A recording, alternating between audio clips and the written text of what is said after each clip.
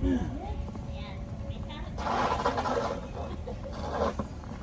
bawali pa sa mga tayo dala rin. Hindi pala. Malambot pa, no? Ulo, ulo.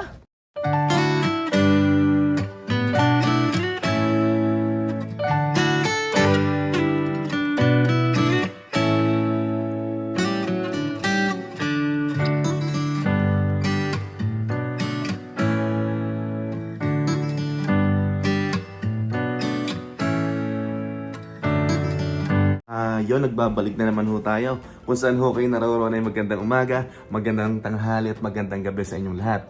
Ngayon ho'y araw ng Martes, January 9, 2024 ho. Papasok ho kami ngayon sa trabaho. Anong oras ho ngayon? 4:58 ho ng umaga. Yan. Samahan nyo muna ho ako at maghahanda ho ako ng aking babaunin. Ano ho? Yan. Kamusta ho kayo? Kung ako'y tatanungin nyo, ayos naman ho. Medyo mahina ho ang aking boses at tulog pa sila. Yan. Ang mahal na Reyna, nag-aayos pa. Yan. Iyan, bali nagpapakulo ako ng kape. Iyan ay kapeng barako. Yan. Dala ng aking bianan. Tapos aray, may kaunting adobong natira. Ay babaunin ni Utoy. Yan. Tapos meron ako dito na ito naman yung babaunin ko, yung estopado. Yan. Yan ha. Ay siya malamig ho ngayon. Yan ang oras ngayon, mag-aalas 5. Malamig ho ngayon. Lalo na ngayong week. Yan. Yan ho, itsura ng labas natin. Kung saglit lang, kung nakikita nyo, yan alas 5 ho tayo ng umaga. Ang mahal na Reyna, nasa washroom pa at nag-aayos na. Ito ho, nakaprepare na. Ito ang aming baonan ni Utoy. Ayan. Ayun siya, samahan niyo ho ako magkape. Ayan, kaping barako.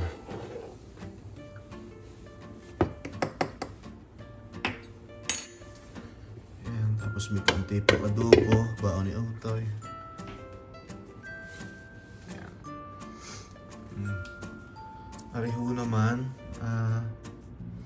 nakakahiyaman hong aminin, arainong New Year pa Pero nasa freezer ho naman, init-init na lang, galing ho ito ng freezer So, ito naman ho, ayos pa yan. Yan, ilalagay na natin itong baon ng Utoy. Adobo.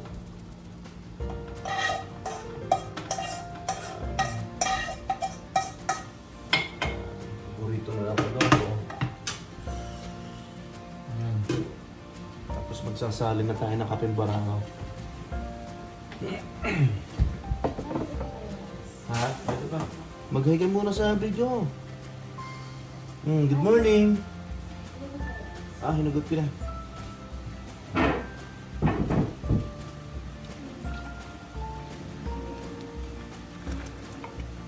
Yan. Ganito ho ang buhay namin dito sa Canada.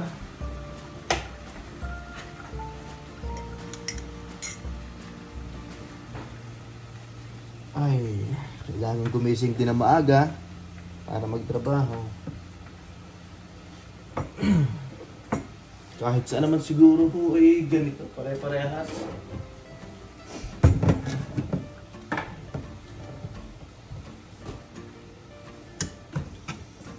Yeah. Malamig ho ngayon, extreme weather warning yata nakalagay sa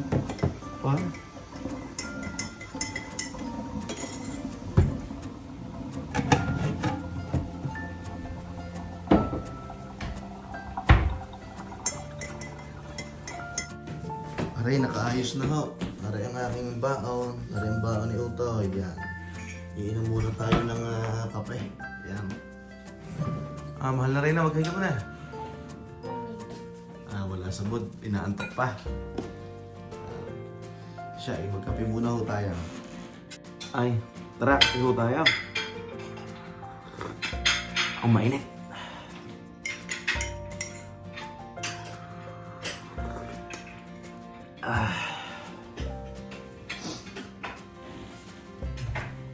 kagabi 8-1,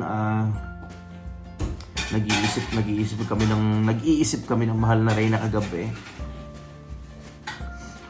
Dahil nagpaplano na nga kami na kumuha ng bahay kung sakali. Plano pa lang naman. Dahil ho ako'y nagtatanong-tanong dito sa mga kaibigan dito sa Edmonton. Ang sabi, huwag ka muna ikang kumuha kasi bababa pa yung interest. Kasi mataas ho interest ngayon parang 5% pataas. Ang sabi ng mga tropa dito, mag-alalay daw muna at maghintay daw bumaba. May nagsasabi naman na hindi na daw bababa. Pero noong mga first 2 months namin dito, may mga tiningnan ho na kami. May mga tiningnan na kami. Hindi ka maano. Sarap na eh. Hindi siya mapait. Hindi mapait siya, pero tama lang.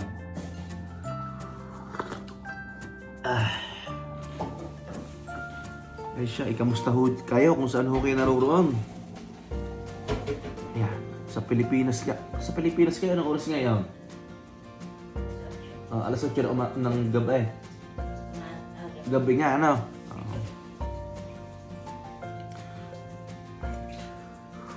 Excuse me, kain muna tayo ng mansanas.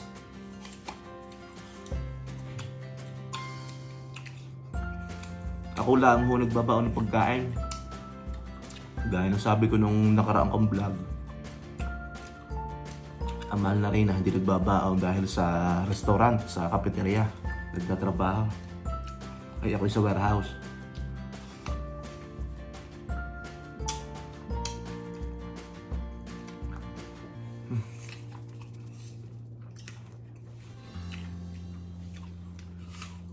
Malamig ngayon. Sa Biyernes lalo na. Check mo weather.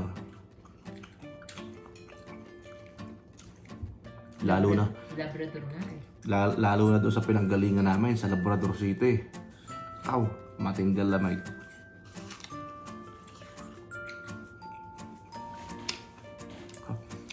Mansanas at saka kape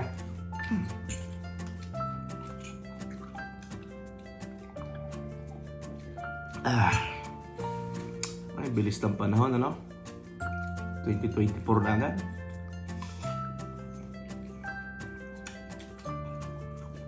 Hindi ko mag-hoarfrost mo kaya. Hoarfrost. Hoarfrost. Hindi na mapipigilan ng ating pagtanda.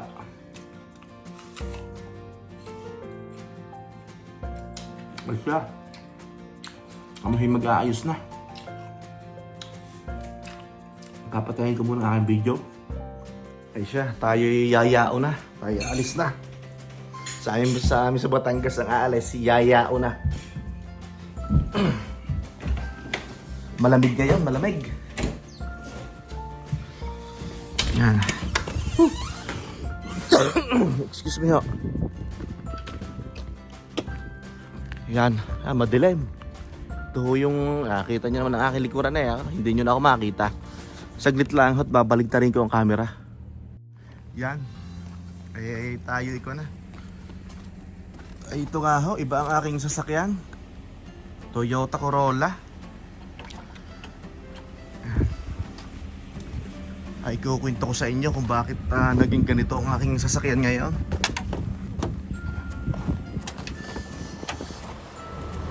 Ay, excuse me po. Ay naku, malaki ang tiyan. Hindi magkasya. Yan, andito na ho kami sa trabaho ng mahal na Reyna. Yan. Ako, tagilid yata ang aking camera.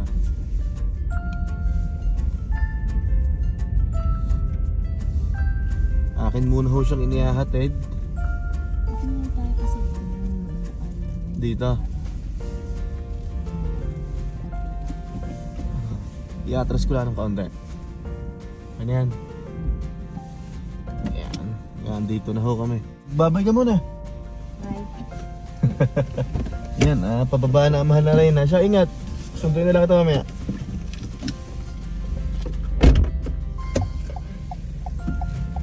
Yan, bali nakababa na ho ang mahal na Reyna. Tapos ako ngayon, yun, diretso na ho ako sa trabaho. Yan, yan lang ho ang buhay dito.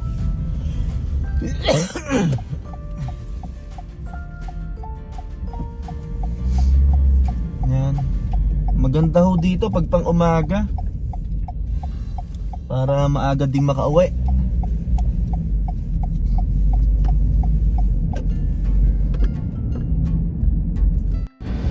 Yan, bali papunta na ho tayo sa trabaho natin. On the way na ho tayo. Yan. Hindi nyo masyado makita ang aking pagmumukha at madilim. May ilaw na kaunti, kaso hindi naman maliwanag.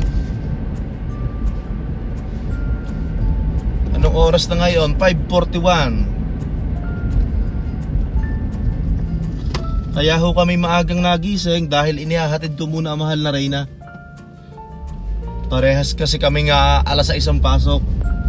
Pero gaya nga ho ng sabi ko kahapon, sabi ko kay mahal na Reyna, maghanap na lang ng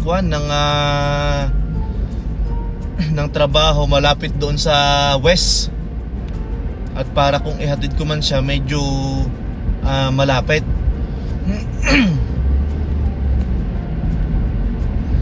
Ayan ho, nakikita nyo ang kalsada, malinis, yan. Pero nakalagay nga sa weather ay malamig. Para mag-i-snow yata bukas o mamayang gabi.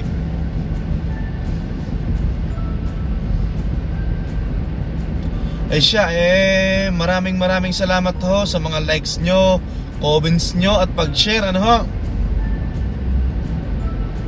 sa tuluyang panonood ho ng aming munting channel Maraming salamat ho.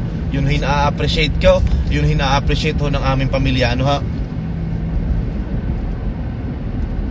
Yun nga ho, yung nasabi ko kahapon, yung aking vlog nung nakaraan ay binura ko at pinabura ho ng asawa ko na mahal na Reyna, yan. Pero kahapon pagdating namin sa bahay, in-explain ko naman sa kanya, yan. Sabi ko okay lang naman mag-vlog ng firearms kasama si Utoy, yan.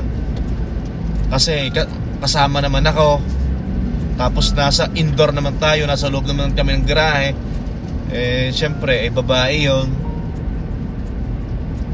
Siyempre, nanay pa rin yun, yan. Ilaw pa rin ang tahanan. So, siyempre, concern siya, sa mga ganung bagay, yan.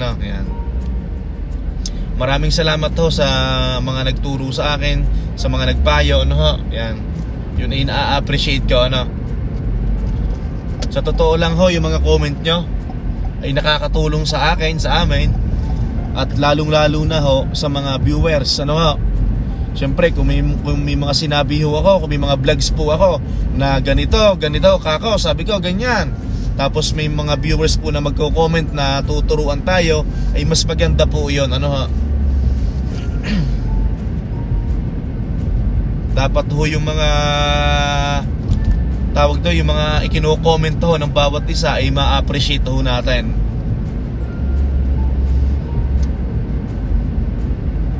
Pero sa totoo lang ho, may mga nagko-comment naman talaga na medyo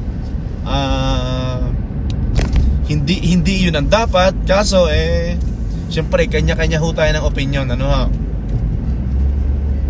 na nabanggit ko lang ho naman, yan. Ay siya, samahan nyo ho akong pumasok sa trabaho. Ay ito, malapit na ho tayo sa trabaho. Yan, siguro mga 1.5 kilometer na lang, andun na tayo,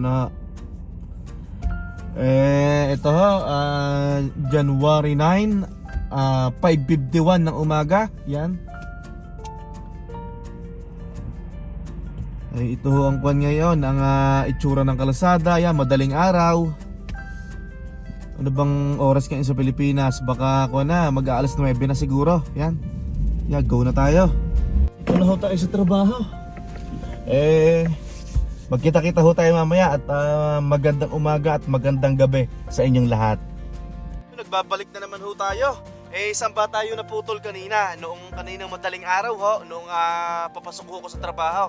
Ngayon ho ipagpatuloy natin ang ating pagbablog. ay susunduin ho natin ang mahal na Reynan ho. Eh tara, samahan niyo ho ako. Eh matindi ho ngayon ang snow dito sa Edmonton, Alberta. Makikita niyo ho sa daan at para makita ho ng ating mga kababayan na papunta na dito sa Edmonton, Alberta. Ay kanino may nag-message sa akin. Ay congratulations ho. Eh God bless po sa inyo at yung pong inyong matagal na paghihintay ay deserve nyo po yan. Welcome to Edmonton, Alberta. Galing po sila ng Taiwan. Ay siya, tayo ay nananakbo na. Yan, kitang-kita nyo ho ngayon na may snow na. Siguro ito'y nakaykay na ng kwan, nakaykay na ito ng loader. Yan. Nako, nahihirapang umabante ang sasakyan na. Puting-puti ho ang paligid ngayon. Kung kahapon ho naaaninaw niya ang ating dinadaanan, ay ngayon naman ho puting-puti na. Ano ha? Yan. Lalo na doon sa parking lot sa aking trabaho. Ay bumuhos na ho ang snow, ano?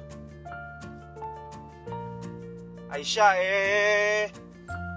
tawag daon, ako nga pala may isi-share ho sa inyo na ito ho naman marami na hong nakakaalam nito. Ay isi-share ko lang ho ito sa mga taong hindi ho nakakaalam, ano ho? Kahapon nga ho, nung tayo'y pauwi ng trabaho, ay kuwan ho, dala ko ho yung aking 2017 Honda Civic Touring, ano ho, yan. Kaso, noong susunduin na ho natin ang mahal na Reyna, ay bigla hong nag-engine check, yan. Nag-engine check ho. So, ang ginawa ko ho, itinawag ko ho agad sa aking dealer sa kinuhanan ko ho ng sasakyan. So, sabi niya sa akin,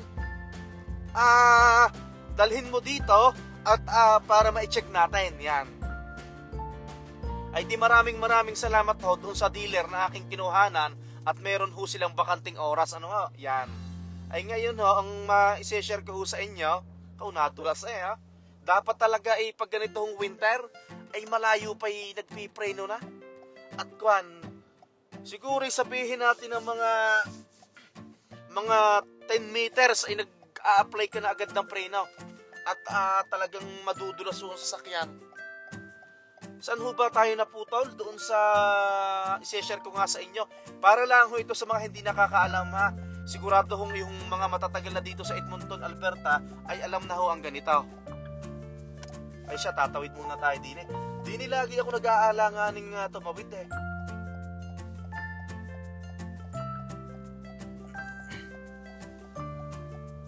Yan, nalalay tayo at madulas. Yan, nakatawid na ako. Nasayaw ang puwit ng kutsi Ay ganito ho may share ko sa inyo, ano ho?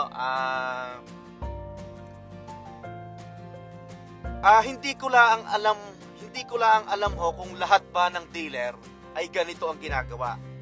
Pag ho kayo ay kukuha ng bagong sasakyan o kahit hindi bagong sasakyan, used car sa isang dealer, ay pag ho okay na ang usapan nyo, halimbawang kayo ay nakakursunada na ng inyong tipong sasakyan, ano, ay itatanong nyo ho agad ng ganito. Sasabihin nyo ho ay Sir ma'am, halimbawa masira ang sasakyan ko. Syempre wala ho akong gagamitin. May mga pamalit ho ba kayo na ipapagamit sa akin? Sir ma'am, halimbawa ho, may pinaltang kayong pyesa sa sasakyan ko, tapos sasabihin nyo kailangan mag-stay ang sasakyan ko dito ng mga 3 araw o 2 days. So papaano ho, wala akong gagamitin sa pagpasok. Itatanong nyo ho yan sa dealership, kung meron ho silang ipapagamit sa inyong sasakyan para maihatid ho kayo sa inyong trabaho, ano? Yan. Kung hindi ako nagkakamali, parang ang tawag nila dito loan car ba? Loaner? Hindi, loan car nga yata. Paki-correct na lang ho ako sa binigkas ko na salita kung tama yon. Yan, yun lang ho may share ko sa inyo na siguro naman marami na hong nakakaalam ng ganito. Ano ho? Pag ho kayo ay nagpunta ng dealership at kayo ay maglalabas ng sasakyan, bibili, kukuha, second hand man yan o bago, itatanong nyo ho, ika-clarify nyo ho. Halimbawa ho, may nangyari dito sa sasakyan, may nasira, kailangan nyong gawin. Wala akong gagamitin. Ano ho yung action plan nyo? Ano ho yung ano ho yung may ipapagamit ho ba kayo sa aming sasakyan? Yan. Ay wag nyo hong kakalimutan, dapat ho yan ay ma-double check nyo sa dealer.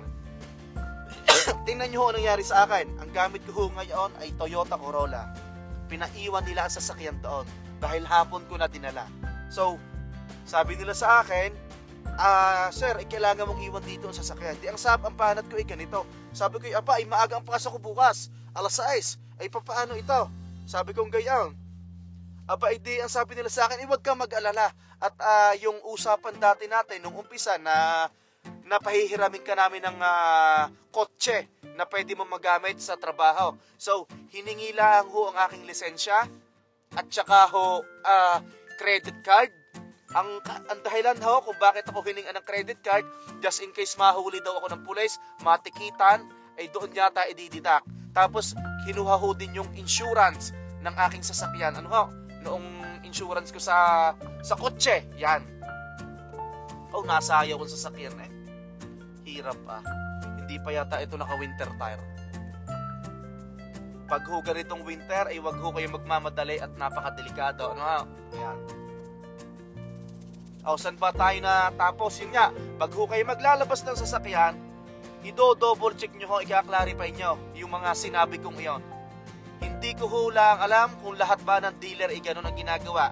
Pag nasira ang sasakyan mo at wala kang gagamitin, ay pahihiramin ka nila ng mga sasakyan na pwede mong gamitin habang ginagawa nila ang kotse mo, yung sasakyan mo. Ano ho? O kaya may isang option ho. Pag wala ho naman silang sasakyan, ihahatid ka nila ng bahay o hatid sundo ka sa trabaho. Yan, paki-double check ho yung ganon. Kasi noong ho ako'y nasa Labrador City, ang sasakyan ko pa ay Ford Escape. Kinuha ho namin sa Ford. Halimbawa, pag ho ako'y magpapa-change oil, kailangang iwan ang sasakyan.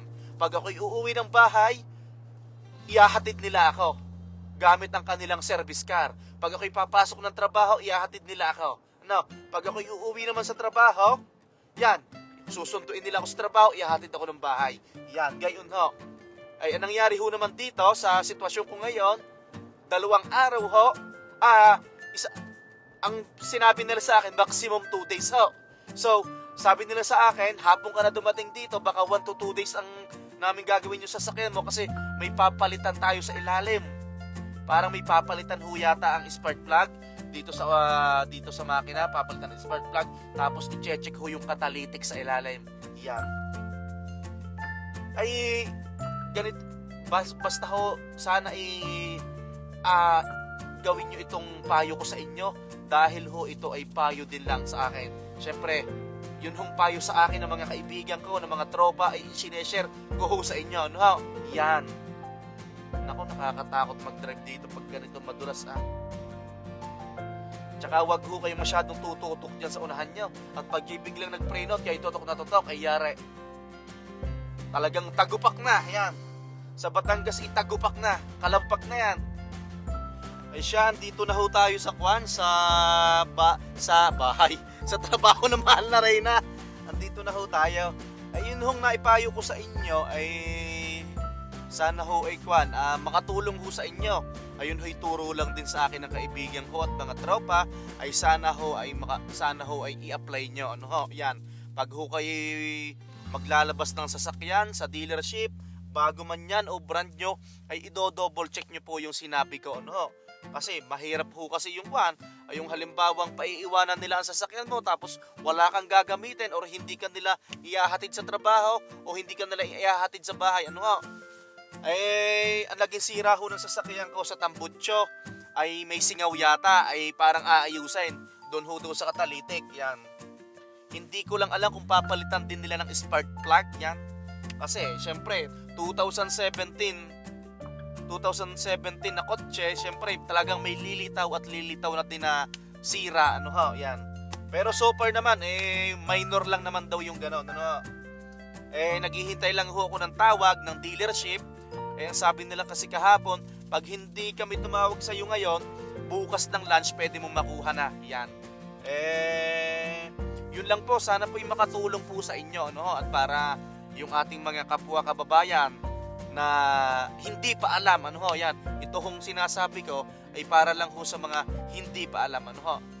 Ay siya, tatawagan ko muna ho ang mahal na Reyna at ako'y medyo napaaga ng kaunti dito sa kanyang trabaho. Ano ha? Saglit lang po. Ay siya, susunduin na ho natin ang mahal na Reyna. Ay tinawagan ko na, sabi ko lumabas na ho dito sa sa building.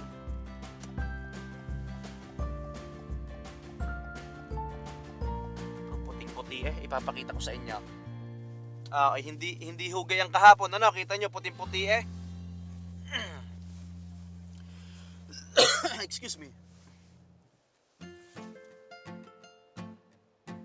Katagal kabagal talagang kumilos.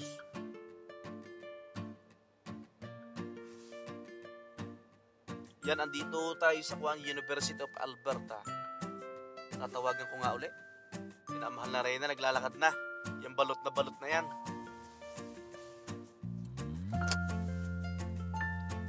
Sama na natin ang mahal na Reyna. Ano, kamusta trabaho? Hi, Ray. Ha? Ano? Pagod. Wala namang trabahong hindi nakakapagod. Yun, pagod daw mahal na Reyna. Baka naman kaya napagod kay Kakamarites. Baka pagod ang bunganga sa ambibig. Baka pagod ang bibig ka. Kakakwento. Oo, kapal nga. Ipapakita ko pala sa kanila, saglit lang. Nakapag-hi ka na ga? Yan ho ang itsura ng Edmonton, Alberta ngayon. January 9. Anong oras? Mag-aalas 3? Dumulas?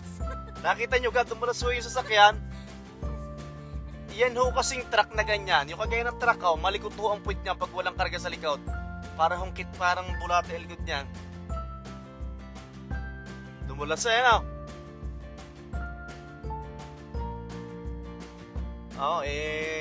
kumpara kahapon sa vlog ko, yung dinadaanan ko ito kahapon, nakita pang saminto, ngayon puting-puti na. Lalo na ho sa personal, kasi hindi ko alam kung gaano kaputi pag sa video Yan dapat ho'y malayo pa, magpipreno ka na. Nasa pintahan. Uubo na naman ako ba? Walang Diyo.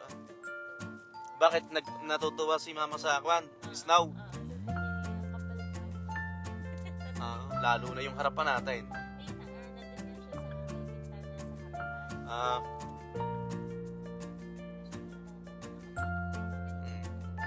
Pag ganito ho, idahan-dahan ho kayo, At talagang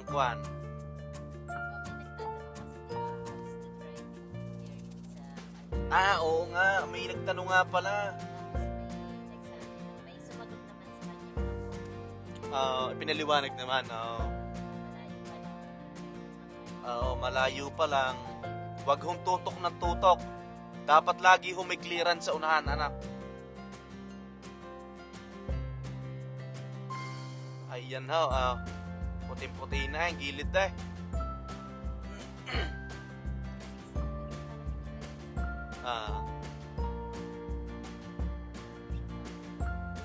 Ikaw, overtake na ang truck, hindi nakatiis.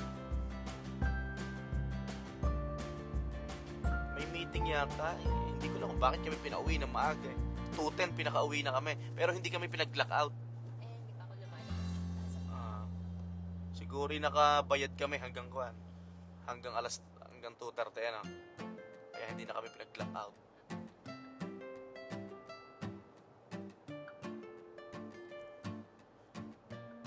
Ay siya, sana ho yung na-share ko sa inyo ay makatulong. Kasi asawa ko, i-share ko sa kanila na halimbawa na ito pa ulit-ulit na nasabi ko na kanina, pero ulit para lang ho dinig ng mahal na Reyna. Sabi ko sa kanila, pag nagpunta sila sa dealership, pag kukuha ng sasakyan, brand new man yan o second hand, pag okay na yung deal nila, halimbawa nakapili na sila ng sasakyan, ay yung parang bago magpirmahan, i-double check. Kung halimbawa may nasira sa sasakyan, tapos wala kang gagamitin, kung pahihiramin ka nila ng sasakyan, di ba? So, Huwag basta magpunta ng pera. ang layo naman niyan sa sinasabi ko. Hindi, tsaka sa pagkuha nga ng sasakyan. Mahal, ang layo niyan sa sinasabi ko. Okay. Ang sinasabi ko, pag yung halimbawa nasira nga ang sasakyan mo, Oo nga, ibig Kailangan ng kapalit na sasakyan. Ang sinasabi na naman, yung kapag sa mga kukuha na sasakyan, Oh. hindi ba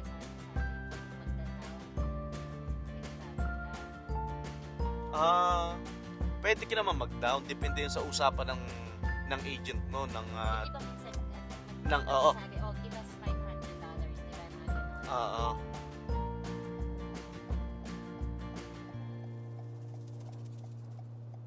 Minsan kasi pinagda-down ka or minsan kagustuhan ng customer na mag-down para lumiit ang bi-weekly mo. Hindi, minsan kasi sasabihin, hindi naman sa down, yung sasabihin na kailangan meron kang $500 na Deposit. deposit yun. Tapos ibabalik daw pagkatapos.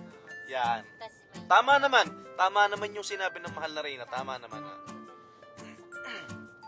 Ay siya, na-share ko na ho sa inyo yung mga dapat yung i-share.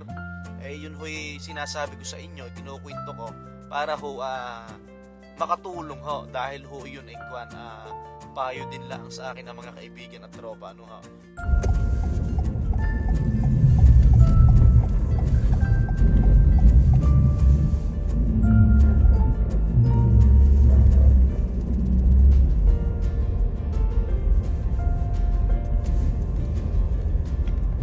Yan, nandito na po kami sa bahay. Sana po yung na-share ko, na-share namin ay makatulong po sa inyo. Ano, ha? Yung po'y payo sa akin. Kaya yung po'y parang isineshare ko po din sa inyo. Lalong-lalo na po na bago po dito sa Edmonton, Alberta. Sorry po, yung pong isinare ko ay hindi lang po yung para po dito sa Edmonton, Alberta. Kahit saan po lupalop dito sa Canada, pag maglalabas po kayo ng sasakyan, itatanong nyo po yung sa dealership. Ano po? Kung ano po yung action plan nila. Mapapahiram ba kayo or may hatid sundo ba kayo sa bahay? Ano po? Hindi ho matatapos ang araw na ito na hindi ho ako nagpapaalam sa inyo. Magandang umaga, magandang tanghali, at magandang gabi sa inyong lahat. Magbabalik ko na. Hanggang sa muli po. God bless everyone. Ipapakita ko po ang labas mamaya. Salamat pa. Matindi ang snow ngayon, no? Yan. Yan, nagpipicture